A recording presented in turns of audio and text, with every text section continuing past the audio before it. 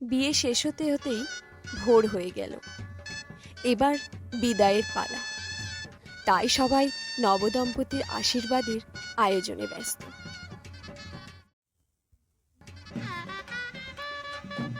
২৭ বছরের সমস্ত স্মৃতিকে পিছনে ফেলে বরাবরের মতো চলে যাবে তিথি।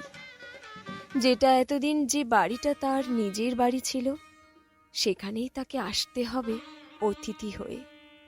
বড়রা সবাই একে একে আশীর্বাদ করছে, কিন্তু এত মানুষের এত ভিড়েও তিথির চোখ যেন একজনকেই বারবার খুঁজছে।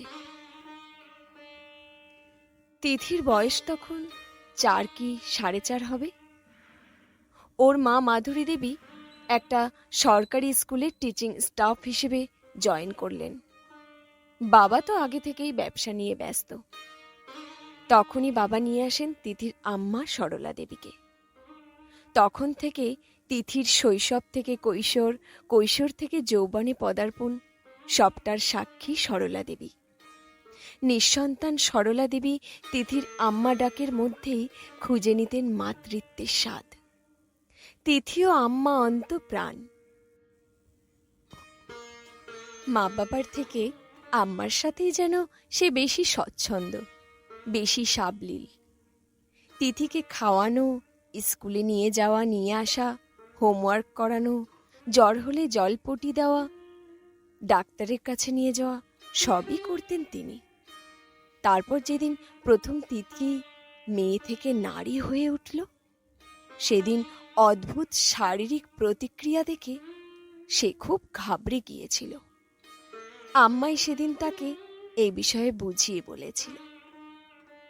তারপর মাধ্যমিক, উচ্চ মাধ্যমিক পরীক্ষার সময় যখন তাকে রাত জেগে পড়তে হতো, তখন আম্মাই তো তার সাথে রাতের পর রাত জেগে থাকত।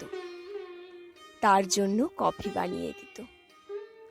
মা কোনো কোনো দিন রাত জেগে তিথির কাছে বসতে চাইলেও আম্মা বলতো, তুমি শুয়ে পড়ো দিদিমণি, সারাদিন তুমি কত পরিশ্রম করো, রাতে না ঘুমোলে চলবে কেন, আমি তো জেগে রইলামই। তারপর যেদিন প্রথম ভালোবাসার কাছে প্রতারিত হয়ে ভেঙে পড়েছিল তিথি, সেদিন তো আম্মাই বুঝিয়েছিল জীবনটা অনেক বড়, তাই এত ছোট ছোট বিষয়ে কখনো ভেঙে পড়তে নেই। আর এই তো কিছুদিন আগে যখন তার বাবা তার বিয়ের জন্য পাত্র খোঁজার উদ্যোগ নিচ্ছিলেন, তখনও সে তার ৫ বছরের ভালোবাসা তমালের কথা বাড়িতে বাবা মাকে বলার সাহসই পাচ্ছিল না। ইউনিভার্সিটিতে পড়তে পড়তে তমালের সাথে সম্পর্ক তৈরি হয় তিথির। তমাল তিথির সিনিয়র ছিল।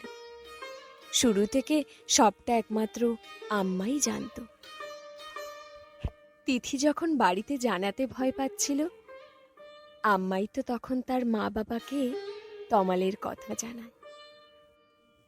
আর আজ অবশেষে তমালের হাত ধরে সে তার নতুন জীবনে পা রাখতে চলেছে। আর আম্মার আশীর্বাদ ছাড়া কি তা কখনো সম্ভব?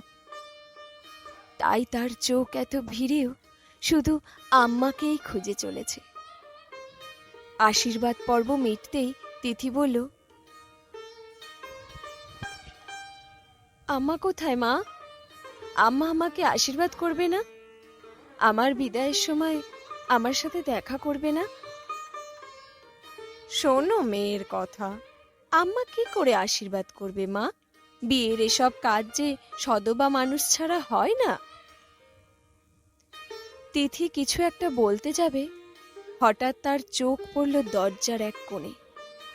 সাদা শাড়ির কালো পাড়ের কিছুটা অংশ দেখা যাচ্ছে। এই শাড়ি তার খুব চেনা।